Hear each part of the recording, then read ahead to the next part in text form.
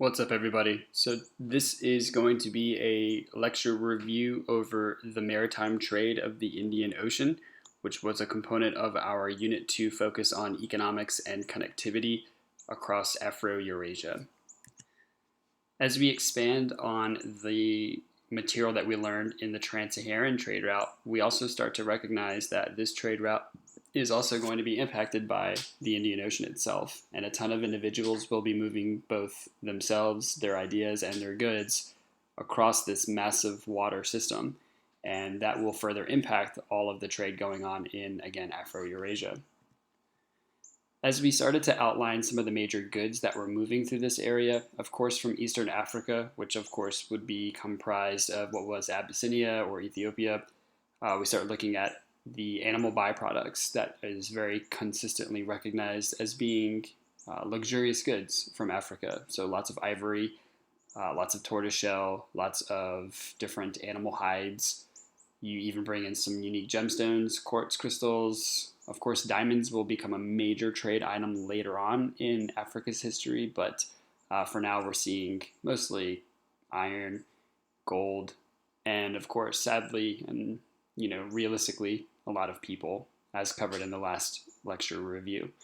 From the Middle East or Southwest Asia, we see a ton of luxury goods in the concepts of perfumes and other smell good things. So lots of frankincense and myrrh, lots of different spices.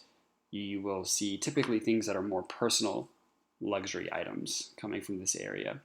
Out of India, we will specifically see a lot of grains, especially rices. We will see curries. We will see the expansion of cotton, just basic raw timber or lumber, and then other precious gemstones. But the biggest one I draw your attention to is pepper, as we start to see in this area the expansion of the what we call spices or the spice islands themselves. So something to keep on the back burner there.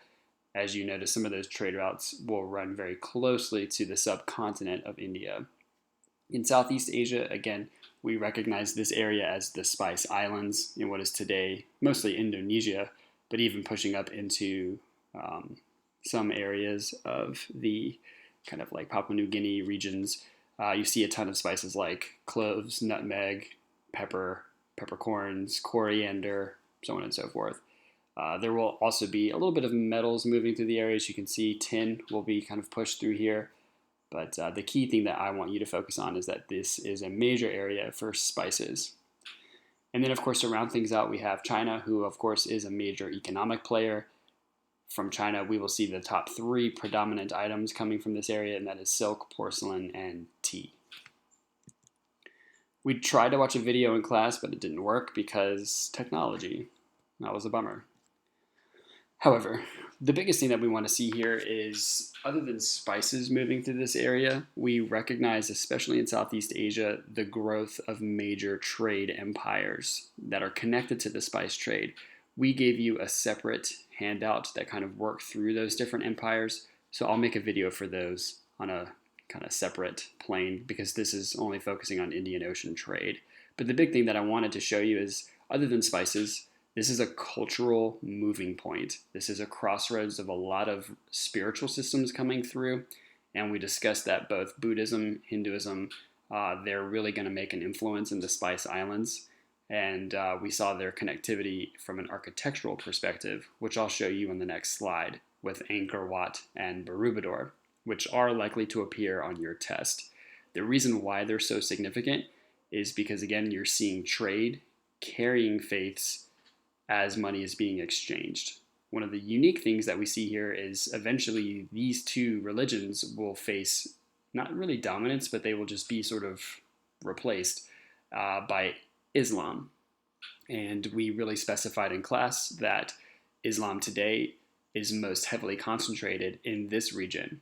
Indonesia has per capita more Muslims per square kilometer than anywhere else in the world. So it's important to see just how expansive Islam will become because of Indian Ocean trade.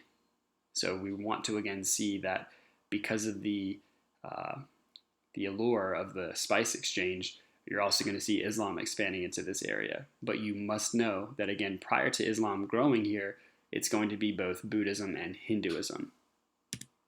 For the image to the left, you see Borobudur. This will be, as specified, the world's largest Buddhist temple. Today, of course, it is located in an area that is largely Islamic, but what this symbol shows is the height of Buddhist expansion into the Spice Islands, which again is a unique, ironic point since as we witness Buddhism expanding also heavily through Eastern Asia, we see missionaries basically being merchants. You're seeing merchants becoming missionaries realistically, and that's very ironic considering Buddhism is about a very ascetic lifestyle. On the other side, we have, of course, Cambodia's Angkor Wat, and this initially is going to be a Hindu temple, worshiping the polytheistic gods and goddesses that Hinduism is very well known for. And this specific focus, it is for Vishnu, which is a very powerful god. But over time, this area, as Cambodia grows, will become Buddhist. And so you see this blending of religious architecture, if you will, as faiths grow and decline in power. Now, one of the other big things that we hit on here from an environmental perspective is that trade is very difficult to come by as we observe the weather patterns that are very, very fickle in this area. I make a point, and I want to stress this, that this whole region is, if you've been, very interested in your science classes and your earth and environmental science classes, this is the Ring of Fire. So there's a lot of plate tectonic activity going on in this area, but we also see a lot of unique weather systems occurring in this area. And so it is important to know of the monsoon winds and their change of direction. Now, that change in direction can become very profitable as long as you know when to use the winds to your benefit. So in a very real sense, it's unique to think that many colonies would establish because of these monsoon trade winds throughout the Indian Ocean, especially connecting, again, your Spice Islands of Indonesia out into Eastern Africa. So depending, again, on the direction of the winds, you can see a lot of trade and economic connectivity taking place.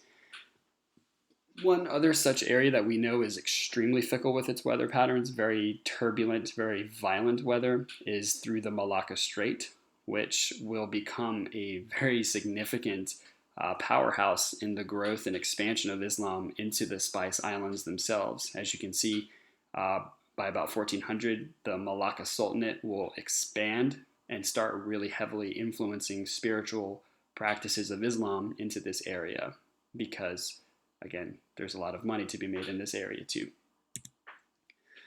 As far as Eastern Africa goes, which we had covered a little bit in our trans-Saharan trade route system and earlier in this review, it is again important to recognize that there are a ton of city-states that are going to pop up along this massive coastline, stretching as far as the Red Sea, down into the Gulf of Aden, and then out into the Indian Ocean towards Calicut and the rest of India.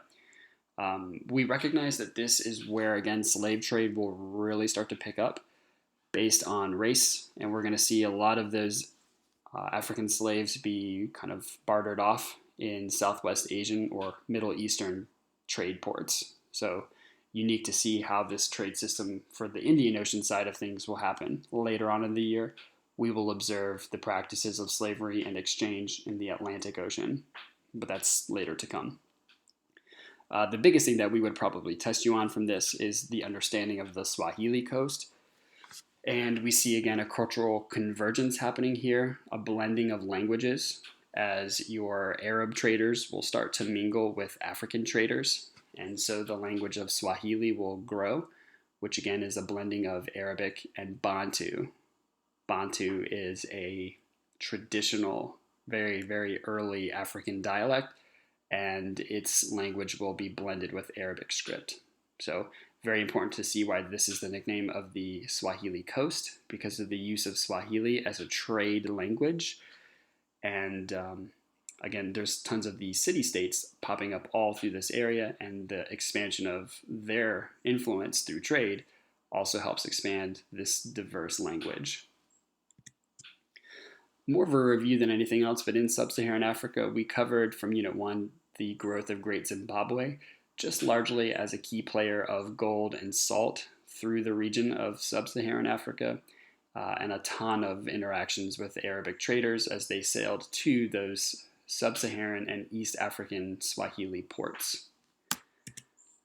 More of a unique sort of teaser for a future lecture. We just described that, again, this is Afro-Eurasian trade, so you're going to see a ton of Asian goodies coming over to Africa and vice versa, like the Chinese lion that we see or the giraffe from Africa going back to China, something that we'll cover when we look into Zhanghe, which is actually today. Again, if you have any questions, reach out, let me know. I'm happy to help in any way I can. Have a great day.